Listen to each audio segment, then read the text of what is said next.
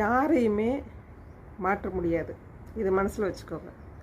ஏன் சொல்கிறேன் அப்படின்னா, நிறைய பேர் அவங்கள அப்படி பண்ணால் மாற்றிடலாம், இவங்களை இப்படி பண்ணால் மாற்றிடலாம் அப்படின்லாம் சொல்லி பேசுவாங்க. அடுத்தவங்களை மாற்றணுங்கிறதே மிகப்பெரிய ஒரு வேலையை வச்சுக்குவாங்க.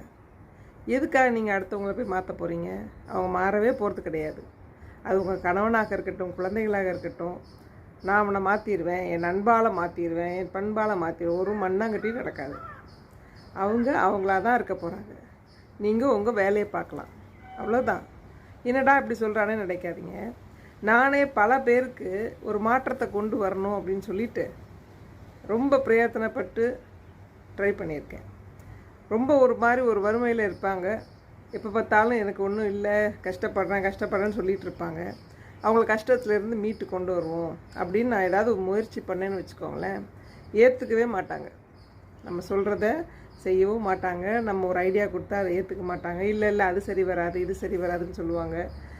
சில நிறைய பேருக்கு அவங்க இருக்கக்கூடிய அந்த சூழ்நிலையிலேயே இருக்கணுங்கிறது ஒரு மிகப்பெரிய ஒரு ஆனந்தம்.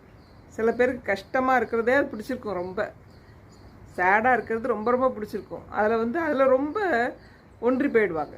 அதிலேருந்து வெளியில் போகிறதுக்கே ஒரு பயம் வந்து, அது கம்ஃபர்ட் ஜோன். ஒவ்வொருத்தருக்கும் ஒவ்வொரு கம்ஃபர்ட் ஜோன் உண்டு. அது மாதிரி ஒவ்வொருத்தருக்கு பார்த்திங்கன்னா அந்த கஷ்டமான அந்த சூழ்நிலை தான் அவங்களுக்கு கம்ஃபர்ட் ஜோன். அதை விட்டுட்டு வெளியில் வந்து அது மாறணும் அப்படின்றதே அவங்களுக்கு ஒரு பயங்கரமான ஒரு ஃபியராக இருக்கும், ஒரு பயமாக இருக்கும்.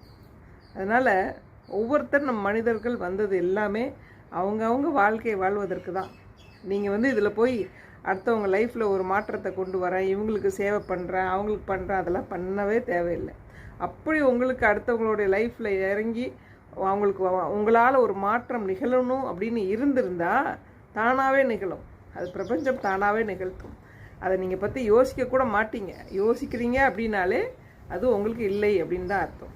நிறைய பேர் வந்து நம்ம ஏதோ ஒரு பண்ணணும்னு யோசிச்சுட்டே இருப்பாங்க, பண்ண மாட்டாங்க. ஏன்? அவ்வளோதான். நீங்கள் பண்ணணும்னு நினச்சிருந்தா அந்த நேரத்தில் பண்ணியிருப்பீங்க. யோசிச்சுட்டே இருக்க மாட்டீங்க, காலம் கடத்த மாட்டீங்க. அதே மாதிரி அடுத்தவங்களை திருத்தவே முடியாது. நாம இருப்போம், அவங்களாக இருக்க விட்டுருவோம். நம்ம எதுவுமே அவங்க லைஃப்பில் போய் டிஸ்டர்ப் பண்ண தேவையில்லை. அவங்க வருத்தப்படுறேன்னு சொன்னாங்களா, நான் ப்ரே பண்ணுறேம்மா, ரொம்ப அந்த வருத்தத்துக்குள்ளே நீங்கள் உள்ளே போயிடாதீங்க. ஏன்னா அது உங்களை வந்து பாதிச்சிடும். உனக்காக நான் ப்ரே பண்ணுறேன், நல்லா இருப்பேன், பாசிட்டிவாக திங்க் பண்ணு, நல்லாயிரு, அதோடு சொல்லிவிட்டு முடிச்சுக்கோங்க. திருத்துற வேலையெல்லாம் நமக்கு வேணாம். நம்மளோட பீஸ் ஆஃப் மைண்ட் போயிடும். அப்புறம் நம்ம யாராவது திருத்த வேண்டி வந்துடும். அதனால் நாம இருப்போம்.